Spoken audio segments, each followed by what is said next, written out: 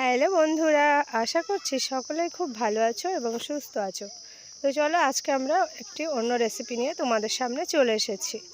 আজকে আমি পুঁই শাকের রান্না করে দেখাবো। পুঁই শাক তো বিভিন্ন রকমভাবে খেয়েছো, এইভাবে খেয়ে দেখবে কেমন লাগবে। আশা করছি খুব ভালো লাগবে। তো দেখো, প্রথমে আমি কড়াইতে দিয়ে দিয়েছি সরষের তেল, আর তাতে দিয়েছি একটি কাঁচা লঙ্কা, আর দেখো পেঁয়াজও দিয়ে দিয়েছি।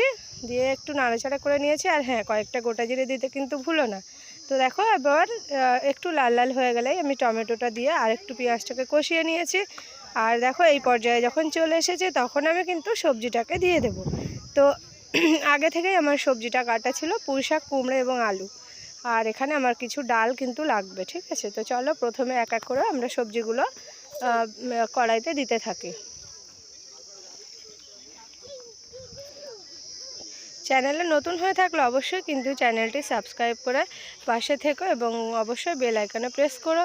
তো নতুন নতুন ভিডিওর আপডেট কিন্তু তোমরা এই চ্যানেলে পেয়ে যাবে। তো দেখো পুঁই শাকটা দিয়েছি, একটু নেড়ে চেড়ে নিলাম এবং এরপর আমি দিয়ে দিয়েছি কুমড়ো আর আলু। আর এখানে দিয়ে দেব আমি কিছুটা পরিমাণে মসুর ডাল। মসুর ডালটা আমি আগে থেকে ভিজিয়ে রেখেছিলাম, তো একবার ধুয়ে নিয়েছি, নিয়ে আমি কিন্তু এটা দিয়ে দেবো এখানে।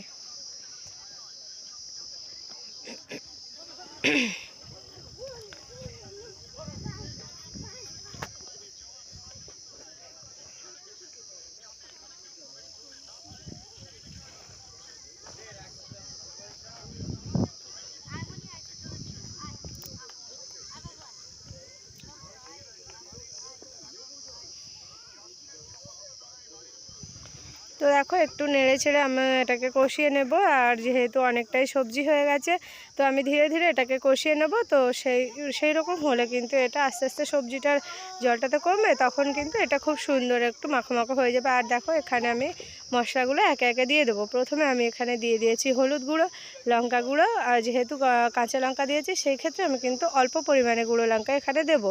আর লবণটা দিয়ে দেবো আমি এখানে, দিয়ে আমি এটাকে সুন্দর করে কষিয়ে নেব।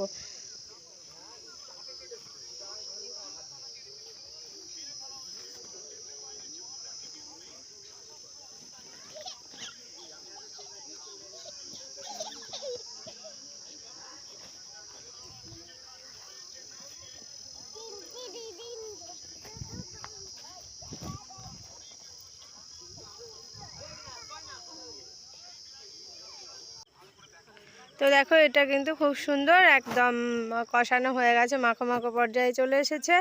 ভিডিওটা আমি বেশি লেন্দি করব না। তো দেখো আমি কিন্তু পরিমাণ মতো জলটা এবার দিয়ে দেবো। যেহেতু কড়াইতে লেগে যাচ্ছে, সেই ক্ষেত্রে আমি কিন্তু এখানে পরিমাণ মতো মানে জল দিয়ে একবার কষে নেব, তারপরে কিন্তু এই জলটা আমি দিয়ে দেবো, ঠিক আছে। তো চলো এই হালকা পরিমাণে জল দিলাম। চারদিকটা আমি একটু সুন্দর করে ইয়ে করে নেব, খুন্তি দিয়ে নাড়াচাড়া করে নেব, যাতে পুরো অংশটা সুন্দরভাবে তরকারিতে খুব ভালো লাগে, টেস্ট আসে। তো দেখো একটু হালকা পুড়ে পুড়ে গেলে বা বেশিক্ষণ কষালে কিন্তু তরকারির টেস্ট একদম অন্যরকম আসে। তো তোমরা কিন্তু বেশ কিছুক্ষণ কষিয়ে নিও, তাহলে কিন্তু এটা খুব ভালো লাগবে।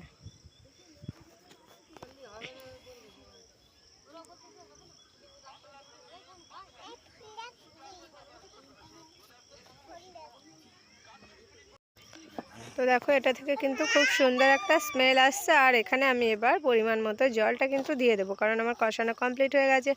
যতটা পরিমাণ আমি ঝোল রাখতে চাইবো ততটা কিন্তু আমাকে এখানে জলটা দিতে হবে, তার থেকে একটু বেশিই দিতে হবে, কারণ এটা আরও কিছুক্ষণ আমি উনুনে রেখে দেবো, আর তখন কিন্তু ঝোলটা একটু মরে যাবে।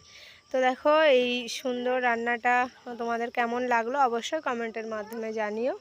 আর খেয়ে দেখো, আশা করছি খুব ভালো লাগবে। আমি প্রথম কিন্তু এটা বানিয়েছি, এর আগে আমি এটা খেয়েছি, ভালো লেগেছে, তাই আমি এটা কিন্তু বানিয়ে দেখলাম আজকে প্রথমবার, তাই তোমাদের সঙ্গে শেয়ার করলাম। অবশ্যই কমেন্টের মাধ্যমে জানিও কেমন লাগলো ভিডিওটা। আশা করছি সকলেই খুব ভালো থাকবে এবং চ্যানেলটি সাবস্ক্রাইব করে পাশে থেকো।